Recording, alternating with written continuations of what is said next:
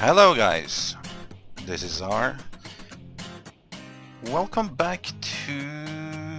well, actually I've never done anything like that on my channel before. I thought that since I am lucky enough these days to have access to both Diablo 3 and TorchLight 2, we'd do a short video this time comparing the two. That's not something I'm used to doing. I always do, long gameplay videos. And I'm not much smarter now than I was before, so this is going to be what I've learned. I haven't read a whole bunch of things. I've picked up something here and there, but it's going to be a comparison. We're going to have a look at a few important aspects of the two games, just to help people decide, like, if your budget only allows you to get one of them, which one should you get? So we were talking about budget, and that is one of the things that we should probably start with, the very beginning of the games. You can basically get 3 copies of TorchLight for the same price as 1 copy of Diablo.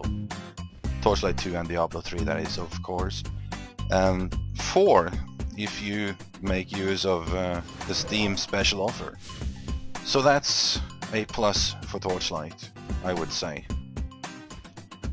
Then we come to logging into the game, and as many of you might know, this has been a source of some complaints about Diablo, in that it requires you to play online at all times. Additionally, after their release, they still do not have sufficient server capacity to let everyone in at once. So you are required to log in, but you're not always allowed to log in, and that is something people are pissed off about. TorchLight 2, on the other hand, does not require you to log in. You can log in to play online games, but you don't have to. You can play offline as well. And another positive thing for TorchLight, in my opinion. So that became a little bit opinionated after all, but yeah, I can't really avoid that. I'm just saying what I've learned. So say that you've actually gotten into one of the games and you want to create a character. Then in Diablo you have the Barbarian, the Demon Hunter, the Monk, the Witch Doctor, and the Wizard. I would say the Wizard is what you expect it to be, as is the Barbarian. They are pretty standard classes. The Monk as well, I guess everyone can figure out what the Monk is. He's a martial artist. And then the 2 special classes. I don't know if there will be more classes. Could be. Who knows? You have the Demon Hunter. Special mechanics on them. A bit strange. But different than what we're used to seeing. And the Witch Doctor also. I would say the Witch Doctor is taking over maybe a little bit from the Necromancer slightly in its role, but still an innovative class. In TorchLight 2 you have 4 classes. You have the Ember Mage, which is your standard mage, an elemental mage. Well, your very typical mage. All the rest of the classes, though, are pretty... well... The Berserker is... what shall we say? The Berserker is the rogue, even though you might thought it was the Barbarian. It's a cool rogue, but it's the rogue nonetheless, out of the 4. Then you have the Engineer, which you might think the Engineer was a support class, and it can be, but it also is the tank, as far as I understood anyway. I only played it to level 7 on all of these. But it has tanking abilities. In fact, it has many abilities. We'll go through that in some more detail as well. Then you have the Outlander, which would be... who knows what that is. It's sort of like a ranged melee mixed class that can also use magic, and well, it's like an all-purpose class basically. So it's a bit more untraditional classes here. So I would say it's an even score between the two here, even though you have one more class in Diablo. And I don't mean to favor one over the other. I honestly don't. It's just these classes here, there are fewer of them, but they are stranger, in my opinion. Then the game starts, and let's have a bit of a look of the graphics. Diablo 3 has, even if it's from a distance, it's very good graphics in Diablo. More advanced graphics, I think we can agree, than you have in TorchLight. It's dark, it's very dark, specifically in the starting zones. It gets, you know, the mood of the game changes a little bit as you progress actually past the first act. But the entire first act, which is actually quite some time in this game, is very dark and in lack of a better word, depressing as this is. And I know that's the Diablo feeling. I know that's what Diablo is supposed to be, so I can't really criticize it. I don't personally enjoy it that much, and I especially don't like being greeted by this kind of an area, this dark, sad, molested area, as I get into the game for the first time. That being said, it is very good graphics in it, and it all comes down to a matter of taste, so I can't really give any pluses or minuses in that regard. I would, or you know, you might expect me to say, well, and here comes TorchLight and it's much better, but no, in TorchLight it rains, it's dark and it rains, so it's like, it's the same thing there.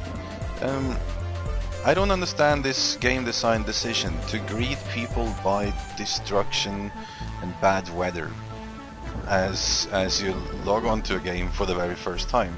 I do not understand that decision. Other than that, graphically, TorchLight is a lot brighter. It's a lot more cartoony. It's not the same level of realism, and the graphics is not as detailed as it is in Diablo. But, and this is a matter of taste again,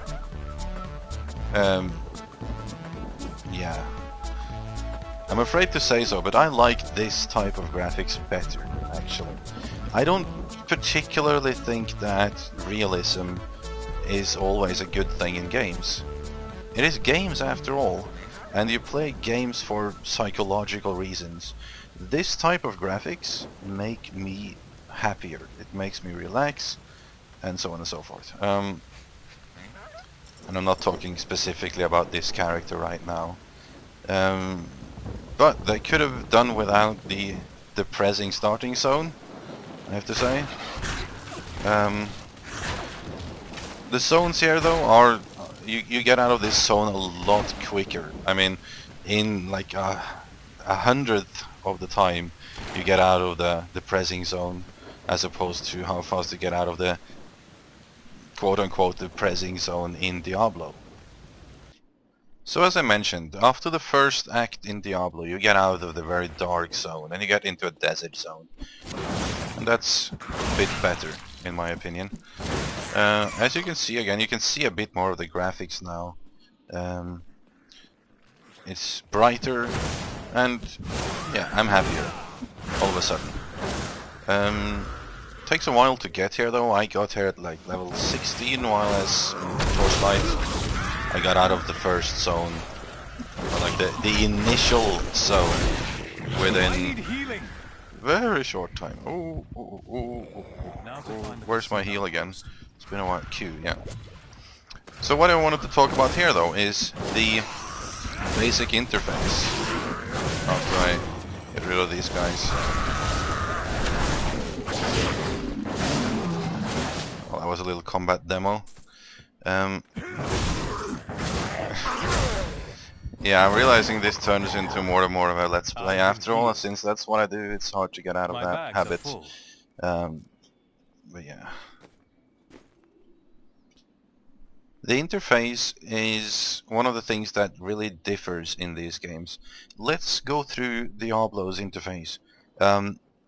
You have not very many skills here. You have like the 4 keyboard bound skills that you can use down here. So you can see by level 17 I have yet to unlock the 4th. And then you have one for each mouse button. You have Q to use your healing potion, and you can use T to use the town portal. And that's basically everything you need. As for TorchLight 2, you have more the traditional interface. You actually have pretty much the interface you can remember from the old Diablo games and TorchLight game. You have your 1, 2, 0 keybind or keyboard keys. You can put whatever you want on them. You choose which skill you want on them by clicking on one of the interface buttons and then put a skill there. You have town portals and stuff is actually scrolls that you pick up like it was traditional in the old games, and you have mana and health potion that you have to bind to somewhere. But you do additionally have skills bound to your mouse button, your right mouse button, and you can swap between which of those buttons, or yeah, like you can swap which down here, which of these skills is active at one time with tab. The same way you can swap which main weapon you have equipped with W. So you have weapon swapping.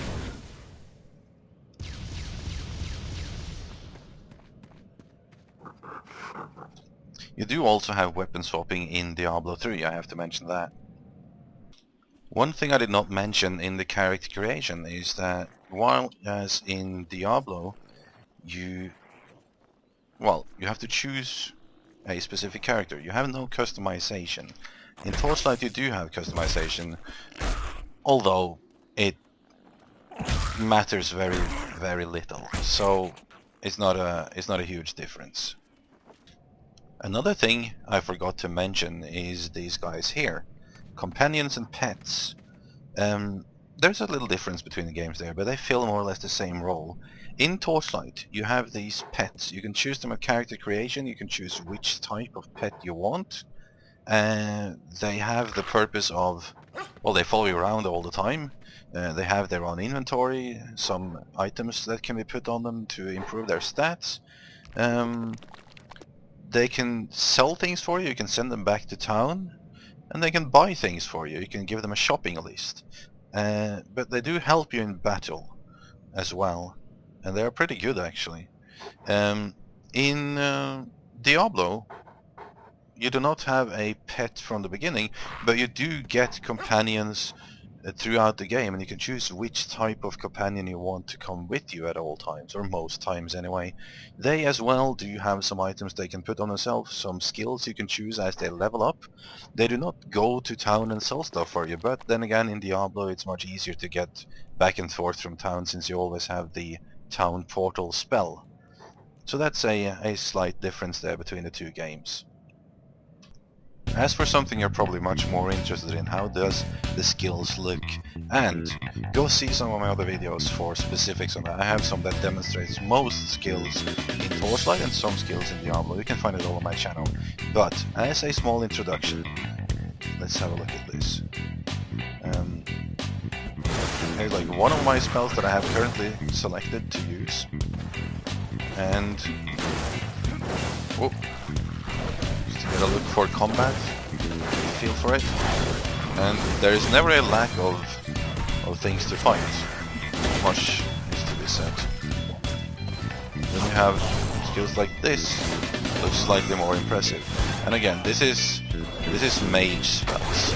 I'm showing off mage spells at the moment. Let's also have a look at mage spells in TorchLight 2 to compare them graphically and effectively.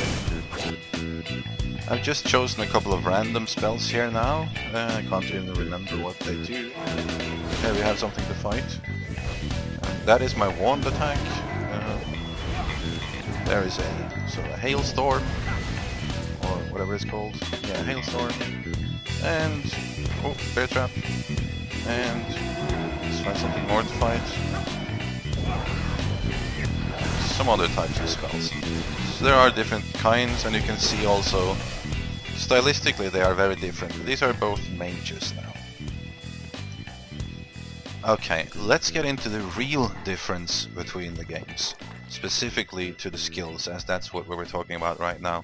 Because Diablo has made some pretty big changes to what we're used to here. First of all, you do not choose skills, you do not choose a spec or a build, so to say. What you do is you unlock, as you level up, you unlock a couple of one or two or three skills at every level, and you get them. You always have those skills. You don't have to make any choices that will limit you for the rest of the game. You will always have those spells available to you. However, you can't use them all at the same time, hence the small display down here. Or the small amount of short keys down here. What you do, on the other hand, is you can see here I've unlocked a certain amount of primary skills. These are the ones that are located on this mouse button, on my left mouse button. So I can choose which of all the ones I've unlocked to use at any given time. If I do this, for instance, I will now the shock pulse will be my main attack, while as the arcane orb is currently my secondary attack, my right mouse button, and or the ray of frost is now that, and then as it goes along, you also unlock defensive skills, force skills, conjuration. These are different depending on the class, but these are also the ones that you get on numbers 1, 2, 3, and 4. So that are the other 4 skills that you can get. For each of these, you also unlock runes. And say for my magic missile, I've unlocked 2 runes. So I also can choose which rune I want associated with my magic missile spell at any given time. I can, for instance, choose Charged Blast, which increases the damage of the magic missiles. Or I can choose to split them, fire multiple missiles with each attack. So I can modify my skills. But all of these you can change at will, whenever you want. Except when you're in the middle of combat. Unless you're very fast. Additionally, you have passive skills. Like this one down here, you can unlock them at levels 10, 20, and 30, it seems. And you can modify them as well. Or actually you can't. No, you can choose one of them. And you unlock them at certain levels, you see here. And you choose which ones of the passive skills are active at any given time.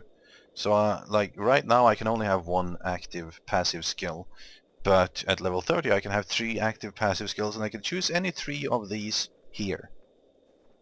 Given I am level 60, well, of these here to be my passive skills. I know I'm going to say a lot of things wrong, but I hope you get some out of this anyway. TorchLight 2 is the more traditional in that sense. TorchLight has your skills trees, very much like the World of Warcraft type of skill tree. Should be easily recognizable by most people that has played a game ever. You have different type of specializations, and then you have various specs to go along with those. And you unlock, actually, you don't gain any skill just for level. You gain points, and you put points into certain skills. And as you can see here, I've put some points every here and there just to unlock the skill. Then you can further boost that skill by putting more points into it. So it's a more traditional system. Everyone should know how this works. Let's see. Additionally, you have... Well, not that. Where'd it go? It's the pet. There we go. You also have stats, like you do in most MMOs, or not, well, MMOs and RPGs to date. And you can increase those stats. You get stat points every level as well, and you can increase strength, dexterity, focus, and vitality. So, what can we take away from this? Well, I like the old system, but I also am impressed by the new system that Diablo came up with.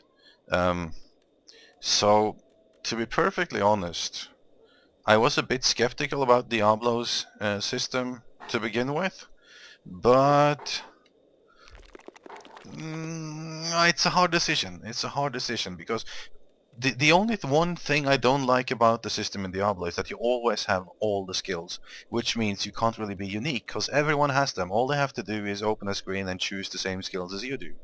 In a multiplayer setting, the uniqueness of your characters is a little bit of what, you know, gets you going.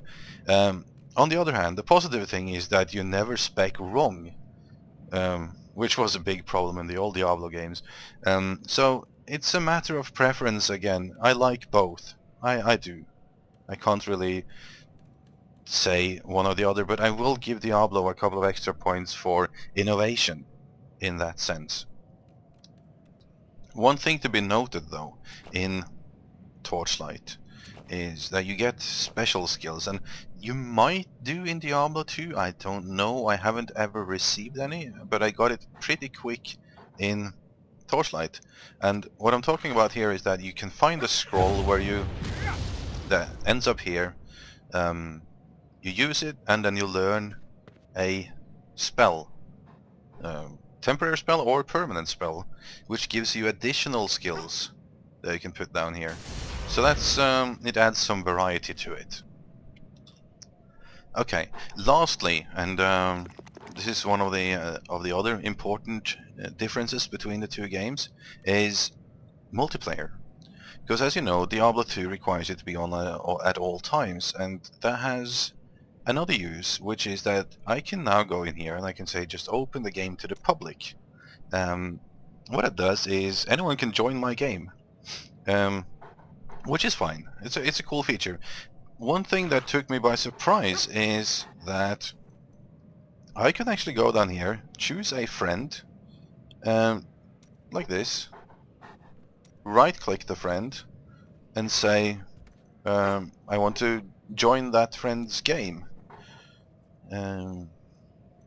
or inspect them, or whatever, and I would just pop into that friend's games, just like that. So that's very simple. It's a very simple way of doing it. One thing to be noted there is that for a multiplayer game, or in Diablo 3, you can have a maximum of 4 people playing together, at least as far as I've seen, which is again a little bit different than TorchLight 2, but I will say that it is a very nice feature, strange as it might be, and as surprised as I was the first time some friends jumped into my game. But yeah, that is a cool feature. I give them a lot of props for that. Torchlight 2, on the other hand, is more the traditional, slightly chaotic way of solving multiplayer, where you have to find a game on this type of list here, join one of them. You can also create a game for yourself, you can set level ranges, can say that only friends are allowed to join, and so on and so forth. And you can set a password for your game, other options, and you can have 6 players in a game. So, what's better? Well, I can't really say. I like that you can have 6 players in a game, but this is a much more complicated way of doing it.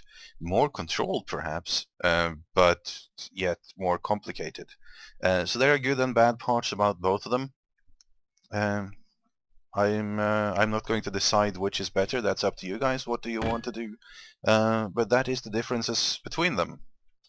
So there's a very, well, it's limited how much gameplay we actually put into this video, because I wanted this one to be one of my rare attempts at actually making anything informative for the YouTubes. I hope you learned something here, if you didn't already know all of these things, and if you did, don't count on me making more of these, but you know, you never know. So visit my channel and check out my usual doings, which is long gameplay videos with first impressions and a little bit of let's play and so on and so forth. Much beta tests on my channel. I appreciate that you took the time to watch this. I hope you got something out of it. And again, I do not know very much about these games, and this was just intended as a quick introduction, as quick as I am actually capable of doing anything. There are many more things to be said about both these games, and I'm sure I've said something wrong. I do count on you guys leaving a comment to correct me when and if I've said anything that isn't right for this, and if there was something vital, I will add it to the description of the video to correct the problem. I'll see you around for some other games. Take care, thanks for watching, bye bye.